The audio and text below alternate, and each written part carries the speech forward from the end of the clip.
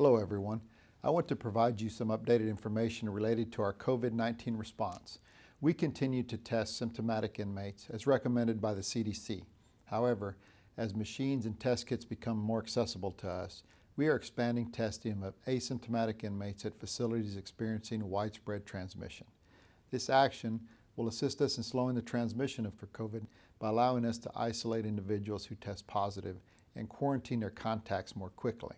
Additionally, some facilities such as Lompoc, Terminal Island, Fort Worth, Oklahoma City, and Forest City are collaborating with local health departments or the CDC to assist in testing all inmates in the local population, including asymptomatic inmates. Testing of asymptomatic inmates will greatly increase the number of positive tests reflected on our public website. As I prepare this message, there are more than 1,300 inmates with confirmed lab results indicating they have tested positive for COVID-19. That is nearly twice the number I reported in last week's message. Fortunately, there were also 450 inmates who recovered, also nearly twice the amount as last week. In accordance with current CDC guidance and other factors, the Bureau has not included the testing of staff in its response to date. One of the principal reasons for doing so has been the scarcity of available testing resources. Staff should always follow the CDC recommended steps and the advice of their healthcare provider if they are symptomatic for a determination as to whether they need to be tested. We are working with the CDC to determine how the BOP's testing protocol can best maximize resources. The CDC is refining a research project at Forest City, which would include the voluntary testing of staff to better inform how to manage COVID in a corrections environment. In the interim, we are thankful for the increasing number of staff recoveries and remain supportive of our 335 staff members that have confirmed positive test results. Approximately 3 weeks ago, I informed you that the Ohio National Guard was deployed to FCI Elkton. Last Friday, those personnel in function were deactivated due to a decline in disease incidents at Elkton. Those functions are being replaced by medical staff from the Bureau, Public Health Service, and contract nurses. However, the temporary medical area created in the Unicor factory will continue to be used. On behalf of the entire agency, I once again thank the Ohio National Guard for the assistance provided. Currently, FCC Lompoc is following multi-agency guidance and is actively working with the Santa Barbara County Public Health Department and local hospitals to mitigate spreading of COVID-19.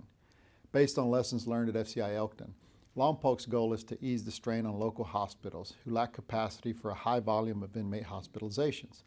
Lompoc staff quickly repurposed the decommissioned Unicor factory to build 10 double occupancy negative pressure treatment rooms and negotiated a contract for medical personnel. I am proud of the staff's ability to collaborate with local resources to proactively find solutions to this unexpected challenge, in spite of the constant criticism and distractions. You have heard me speak repeatedly regarding our agency's statutory obligation to move inmates, and I must address it again because there continues to be a refrain for BOP to stop movement 100%. As I have said before, although the federal courts have slowed down significantly, they have not stopped altogether. While inmate movement is being limited as much as possible, over 90% compared to normal times, we are still required to accept all inmates and people awaiting trial. Those awaiting trial are normally housed at detention centers and other small jail units throughout the country.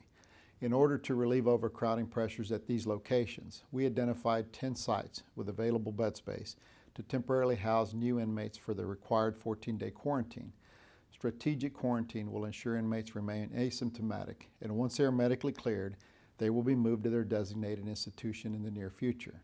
The institutions identified as quarantine sites, like all other Bureau facilities, have sufficient PPE, sanitation supplies, and staff.